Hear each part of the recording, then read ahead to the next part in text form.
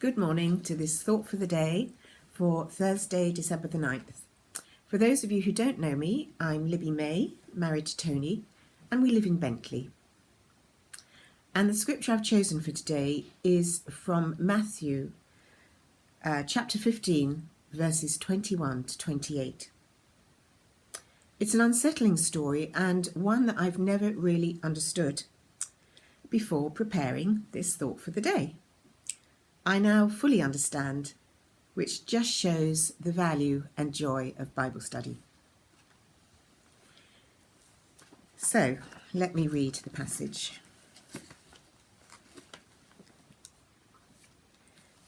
Leaving that place, Jesus withdrew to the region of Tyre and Sidon. A Canaanite woman from that vicinity came to him crying out, "Lord, Son of David, have mercy on me. My daughter is suffering terribly from demon possession."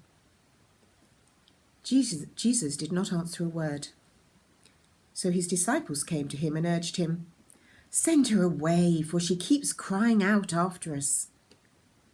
He answered, "I was sent only to the lost sheep of Israel." The woman came and knelt before him. "Lord, help me," she said. He replied, "It is not right to take the children's bread and toss it to their dogs." "Yes, Lord," she said, "but even the dogs eat the crumbs that fall from their master's table." Then Jesus answered, "Woman, you have great faith. Your request is granted." And her daughter was healed from that very hour.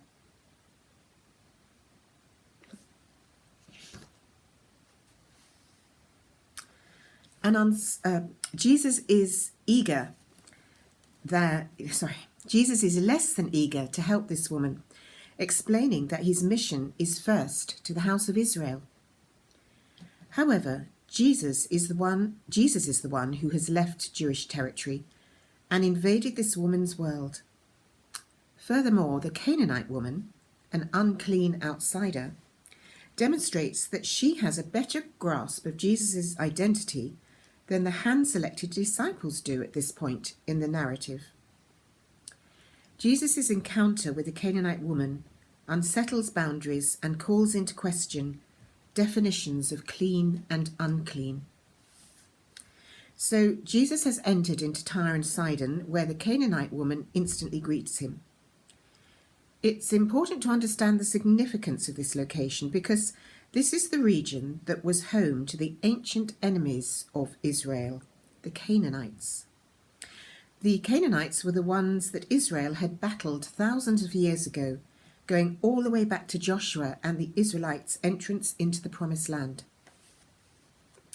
Understanding this is crucial to this passage. Many of the Jewish people would miss out on the grace of God because they would reject Jesus. Similarly, many Gentiles throughout the following centuries would come to God through faith in Jesus the Messiah. It is remarkable that enough word about Jesus has spread to this region that this woman would somehow know who Jesus is.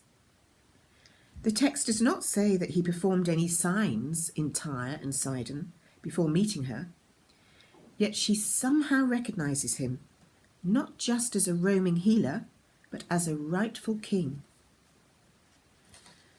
The woman greets Jesus as the Son of David. Her recognition is all the more remarkable because the disciples have been a bit slow in recognizing Jesus as Messiah.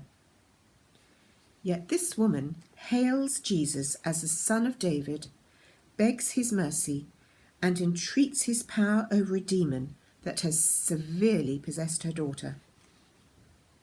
How is it possible that this woman has more insight into Jesus' identity than his disciples? She is, after all, an unclean outsider, part of a people who are remembered as an old enemy of Israel.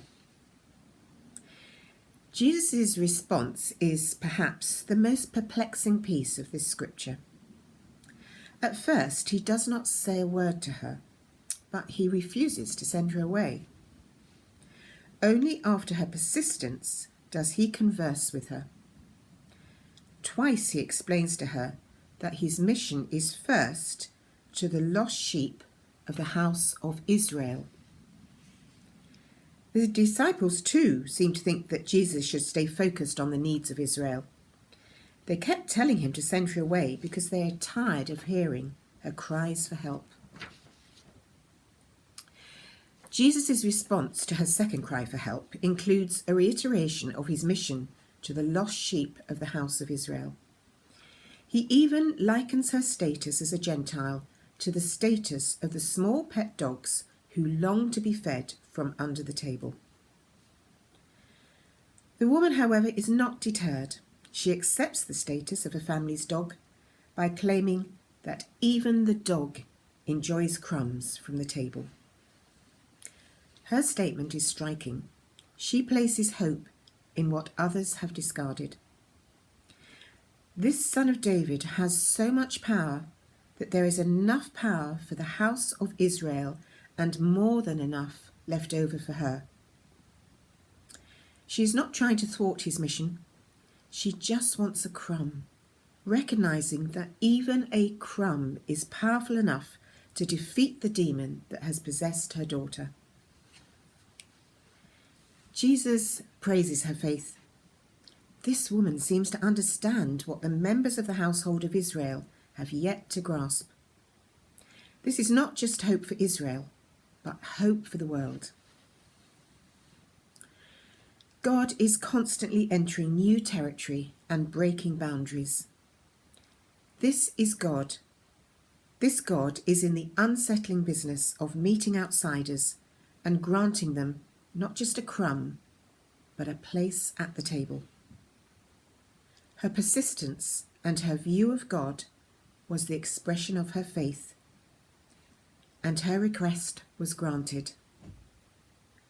So my thought for today is, God's love is for everyone. I hope you enjoy your day.